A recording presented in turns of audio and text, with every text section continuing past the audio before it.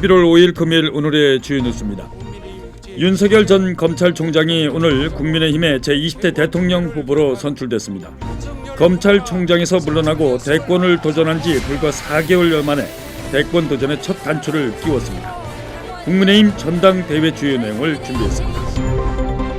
법원이 경기도의 일산대교 무료통행 공익처분에 반발해 일산대교 운영사가 낸 가처분 신청을 받아들인 가운데 국민의힘 최춘식 의원이 이재명 전 지사의 무료화 결정은 대중영합주의인 포퓰리즘이라고 직격했습니다. 가평군 한석봉 체육관에서는 어제부터 경기도 의회 의장배 태권도 대회가 열리고 있습니다. 그 현장을 태권도 사범인 황태웅 기자가 취재했습니다. 가평군 자라섬 남도의 꽃정원에 10만 5천여 명의 관광객이 다녀간 것으로 집계돼 가평의 대표 관광지로 자리매김했다는 소식을 가평의 만산홍엽 영상과 함께 준비했습니다. 송평중학교 담장에 학생들이 벽화를 직접 그려 새로운 분위기를 연출했습니다. 현장 취재에서 전해드립니다. 이상이 오늘 전해드릴 주요 뉴스입니다. 잠시 후 뵙겠습니다.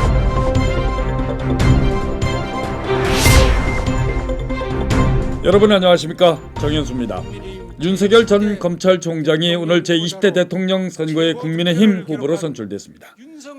국민의힘은 오늘 백범 김구 기념관에서 열린 전당대회에서 윤석열 전 검찰총장이 당 대선 후보로 선출됐다고 발표했습니다.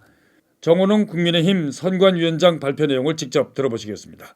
국민의힘 제20대 대통령 후보자로 최고 득표를 기록한 윤석열 후보가 선출되었음을 선포합니다. 대선 후보 경선에 승리한 윤석열 국민의힘 후보는 수락연설에서 경선 레이스를 펼쳤던 정치 선배들에게 감사하다며 오직 정권 교체를 위해 힘을 합쳐줄 것을 주문했습니다. 정치 선배님들과 함께 할 수 있었다는 것 자체가 제게는 무한한 영광이었습니다. 또 치열한 경선 과정에서 혹여 마음을 상하게 해드렸다면 너그러이 이해하고 용서해 주시기 바랍니다. 이제 우리는 원팀입니다. 정권 교체의 대의 앞에 분열할 자유도 없습니다. 국민의 뜨거운 열망에 부응하지 못한다면 우리 모두는 국민과 역사 앞에 씻을 수 없는 죄를 짓는 것입니다. 정권 교체의 사명은 저 혼자 이룰 수는 없습니다. 우리 모두가 단결해야 합니다. 여러분과 함께 반드시 정권 교체를 이루겠습니다. 한편 6%포인트 차로 고배를 마신 홍준표 의원은 소감에서 깨끗하게 결과에 승복한다고 말해 당직자들로부터 큰 박수를 받았습니다. 경선 결과에 깨끗하게 승복합니다.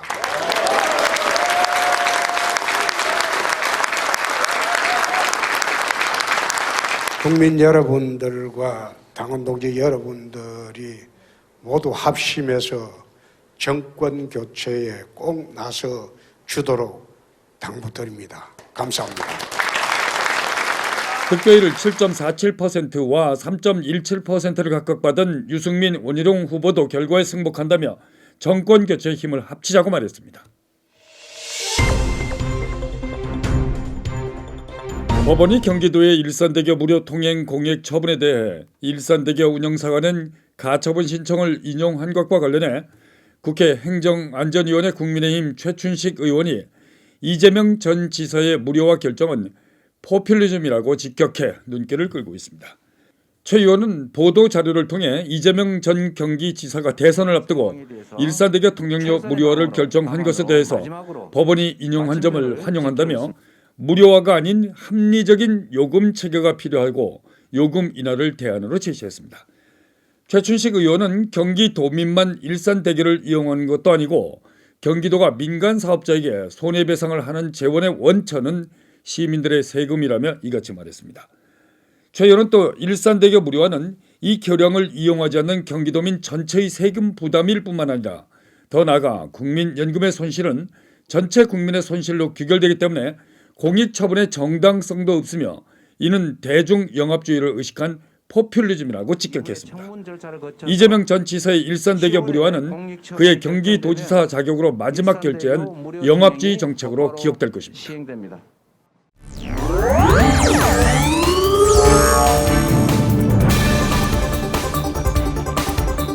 가평군 한석봉 체육관에서는 어제부터 경기도의회 의장배 태권도 대회가 열리고 있습니다. 1000여 명의 선수들이 참가해 기량을 겨루고 있는 현장을 전 가평군 대표이자 태권도 사법인 황태영 기자가 다녀왔습니다. 대한민국의 국기 태권도를 수련하는 경기도 선수들이 가평군에 모였습니다. 경기도 의회 의장기 태권도 대회가 가평 한석봉 체육관에서 이틀째를 맞이하고 있습니다. 경기도 태권도협회와 가평군 태권도협회 주관으로 개최된 이번 대회는 약 1000여 명의 선수들이 참가해 4일부터 7일까지 나흘간 자웅을 겨룹니다. 전문 체육 분야와 생활 체육 분야로 나눠서 진행되는 이번 시합은 겨루기, 품새, 격파, 태권체조, 종합 시범 등 5개 종목으로 구성되어 있습니다. 코로나19로 모든 경기는 무관중으로 진행되고 경기장을 출입하기 위해서는 선수와 심판, 임원들 모두 코로나 바이러스 음성 판정을 받아야 합니다.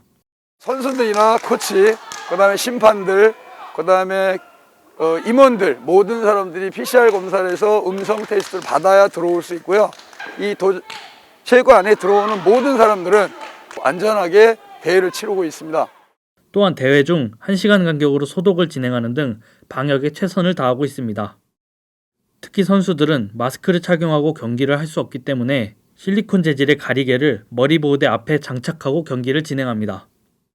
경기도 태권도협회는 공식 유튜브 계정으로 대회 영상을 실시간으로 스트리밍하고 있습니다. 계속되는 코로나19 확진자 급증으로 수도권에 있는 경기도 선수들은 많은 대회가 열린 타 지역과 비교하면 대부분의 경기가 취소되는 등 큰 어려움을 겪었습니다.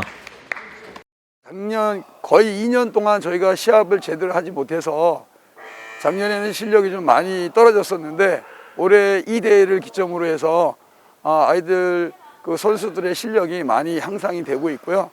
경기도 의회 의장기 태권도 대회 3일차와 4일차에는 품새, 격파, 시범 등 다양한 경기가 펼쳐집니다. NGN 뉴스 황태영입니다.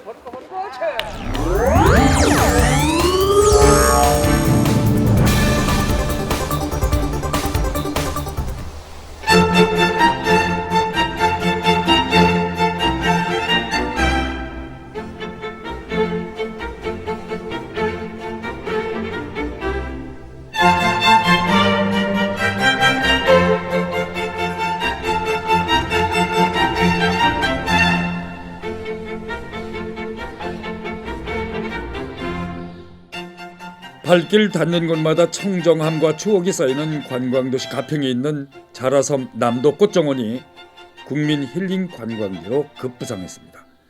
지난 9월 25일부터 10월 말까지 10만 5천여 명의 관광객들이 자라섬 남도를 방문한 것으로 집계됐기 때문입니다. 코로나19로 관광객 발길이 끊겼던 자라섬 남도의 꽃정원 축제가 지역 경제에 활력을 불어넣은 효자 노릇을 톡톡히 했다는 평가를 받고 있습니다. 가평군은 꽃정원 축제가 열렸던 지난 한 달간 4억 1천여만 원의 판매 수익을 올려 전액 관내에서만 사용할 수 있는 가평사랑 상품권으로 개원해 지역 경제에 큰 도움이 됐다고 밝혔습니다. 가평군은 이 밖에도 축제 기간 동안 찾은 관광객들이 지갑을 열어 관내 음식점과 숙박업, 운송업 등에 끼친 경제적 시너지 효과는 48억 원에 이른다고 추정했습니다. 동도와 서도, 남도, 중도 등 4개 섬인 자라섬은 61만 4천 제곱미터 규모로 인근에 있는 남이섬의 1.5배에 이르는 큰 규모입니다. 가평군은 또 총 사업비 200억 원을 투입해 자라섬 변신을 준비하고 있습니다. 현재 실시 설계 중인 자라섬의 새로운 프로젝트 사업에는 구름다리와 수변 데크 정원 등도 선보일 예정입니다. 특히 꽃정원 남도와 동도 사이에 줄배를 이용한 도선 설치가 예정돼 있어 그동안 불모지로 잠자고 있던 동도가 잠에서 깨어나면 가평군 자라섬이 국민의 힐링 명소로 확고하게 자리를 굳힐 수 있을 것으로 가평군은 기대하고 있습니다. 가평 청평중학교 학생들이 아름다운 학교를 만들기 위해 페인트와 붓을 들었습니다. 차가운 콘크리트 학교 담장에 벽화를 그리기 위해서입니다. 현장을 황태영 기자가 취재했습니다. 가평군 청평면에 있는 청평중학교가 새 단장을 하고 있습니다. 학생들이 방과 후에 옹기종기 모여 직접 그린 밑그림을 색칠하고 있습니다. 좋아하는 캐릭터와 나무를 그리는 솜씨는 조금 서툴지만 매력이 넘칩니다. 올해 9월 새로 부임한 최미영 청평교장의 주도로 진행되는 벽화 그리기는 아이들에게 깨끗한 학교를 스스로 가꾸고 직접 그린 그림을 보면서 꿈을 키워가는 의미가 있습니다. 이왕이면 아이들이 협업하여서 본인들의 그림으로 채웠으면 좋겠다라는 생각이 들었고요. 앞으로도 4차 산업혁명 시대에 이제 아이들의 역량으로는 협업이 상당히 중요해질 텐데 이런 과정을 통해서 협업하는 능력도 기르고 싶고요. 이런 작업들을 계속 이어서 아이들의 인성교육을 좀 강화하고 스스로 꿈을 그려가는 아이들의 미래가 화창합니다. NJ 뉴스 황태영입니다.